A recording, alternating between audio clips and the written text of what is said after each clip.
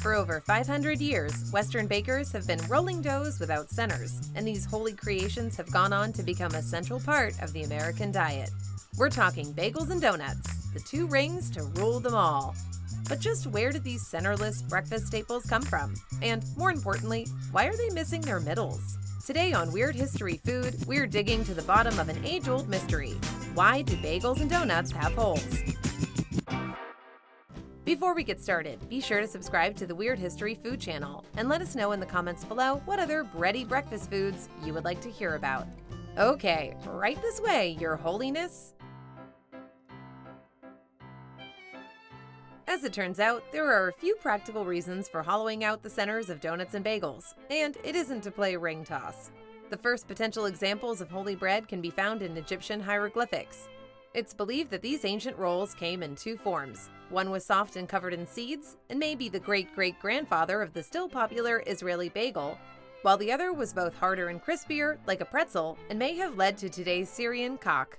Other candidates for oldest circular breads include the cracker-like Italian taralli, which is sometimes sweet, sometimes savory, the ancient Roman buccellatum, which was a favorite biscuit for the always-on-the-move legionnaires, and the ever-luxurious Chinese gourd, which is a sort of non-bagel that's cooked in a tandoor.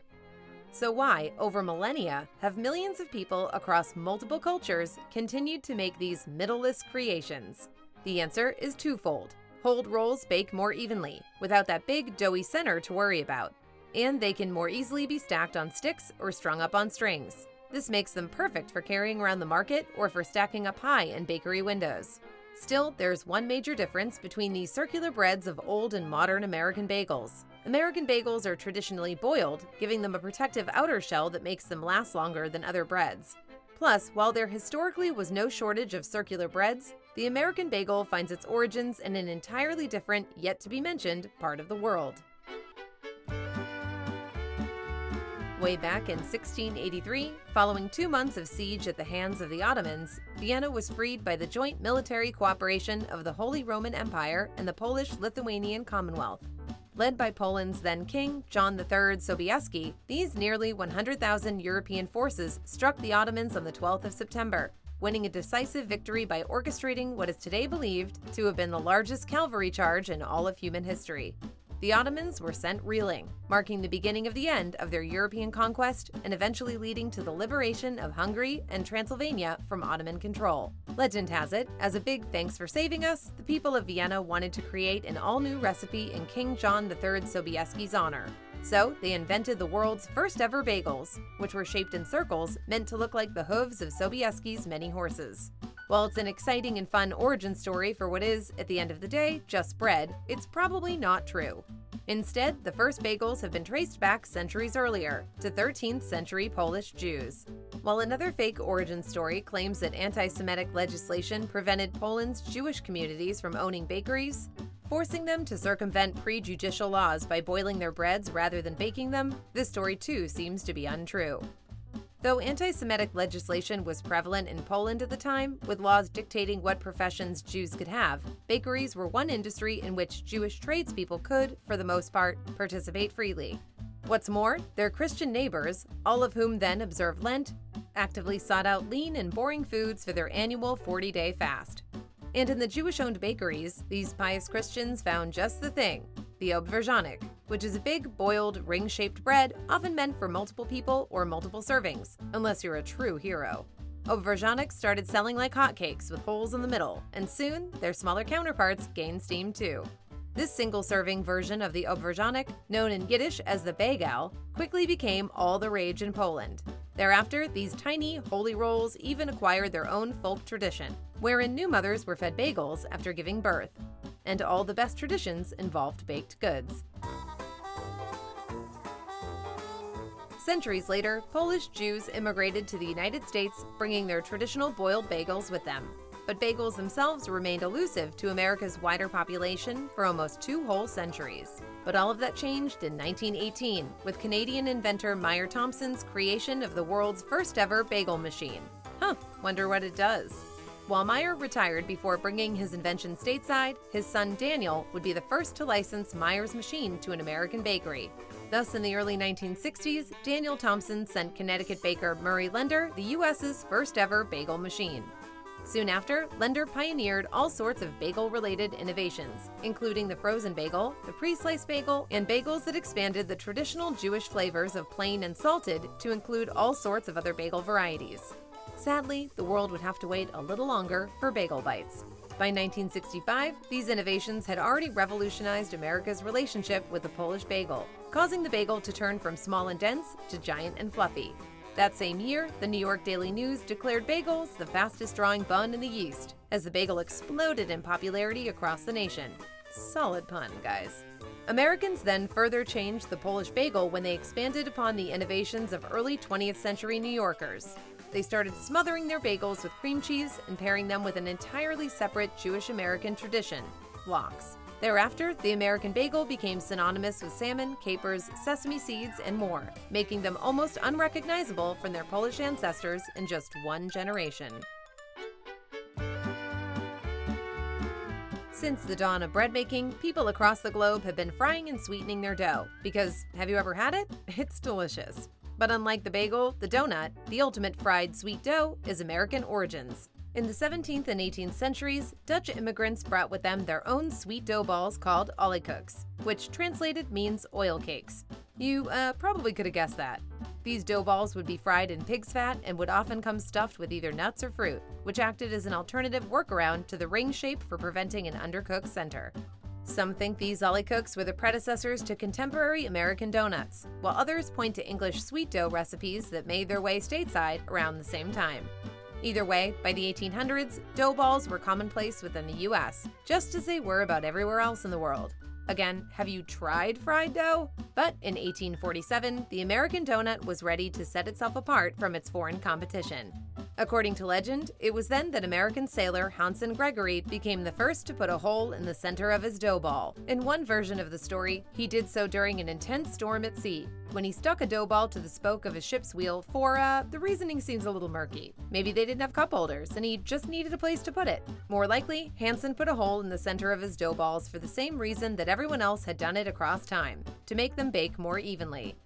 Regardless of Hansen's motives, circular donuts soon after became America's favorite circular food. Woo! Their all-new shape allowed American sweet dough to cook evenly without the aforementioned need for fruits or nuts. Get those right out of here and replace them with frosting. Stat! Donuts got a big PR boost with America's involvement in the First World War. Since they're made up of far simpler ingredients than most other sweet treats, donuts became a frontline staple for treating America's trench-bound soldiers. The women who prepared and served these donuts even got their own affectionate nickname, Donut Lassies. And once the war was over, returning veterans craved what was, for many, the sweetest part of bitter warfare. Shortly thereafter, as hundreds of thousands of non-English speaking immigrants began pouring into 1920s New York, donut shops around the city decided to simplify the spelling of their primary product. Many thus dropped the dough from their name and replaced it with dough, forever making the D-O spelling a uniquely American rendition of an otherwise international product. In the following decade, at Chicago's 1933-34 World's Fair, also known as a Century of Progress Exposition, new luxury sedans were shown to the public, the German airship Graf Zeppelin, which offered the world's first commercial transatlantic flights, circled overhead, and Major League Baseball held the first ever All-Star game. It was amidst all this flashy modernity that Russian refugee Adolf Levitt showed off a revolutionary invention all his own, unveiling the world's first major donut-making machine. While other such machines may have existed before Levitt's, his invention was amplified by his founding of the Donut Corporation of America, along with its subsequent creation of the National Dunking Association. And it didn't take long for donut shops all across America to adopt Levitt's invention. What's more, the National Dunking Association would go on to publish the official dunking rules, a step-by-step guide for eating donuts, which encouraged people to eat more donuts than ever before by promoting the pairing of those sweet, doughy circles with a variety of beverages, including milk, tea, whiskey probably, and of course, coffee. Violations of the official dunking rules are presumably met with jail time. We're in prison. That same decade, Vernon Randolph opened the first ever Krispy Kreme in Winston-Salem, North Carolina.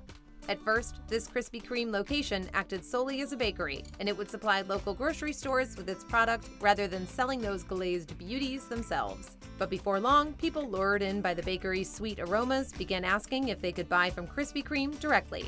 In response, Vernon cut a hole in one of his bakery walls, creating a window that would allow him to sell his original glazed donuts to passing pedestrians, proving that donuts are so good, people will walk to get them. It was a huge success, and Krispy Kreme grew to include multiple locations over the course of the 1940s. In the 50s, Vernon then created Krispy Kreme's first mix plant, along with a distribution system which allowed Krispy Kreme to maintain consistent flavor and quality across its many locations. Meanwhile, the first ever Dunkin' Donuts opened its doors in Quincy, Massachusetts in 1950. Capitalizing on the successful campaigns of the National Dunking Association, Dunkin's business model put coffee sales at the forefront, along with the time to make the donuts guy. Time to make the donuts. Despite this mid-20th century boom of major donut chains, the proliferation of the American bagel in the 1960s eventually saw bagels overtake donuts as America's most profitable circular food outside of pizza in the 1990s.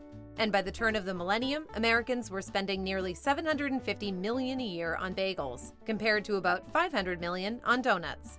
The reason? Simply put, bagels proved more versatile than donuts, capable of being eaten plain, sweet, savory, or as a sandwich bun. Donuts are comparatively limited. You probably don't want to add breakfast sausage or cold fish to a raspberry jelly.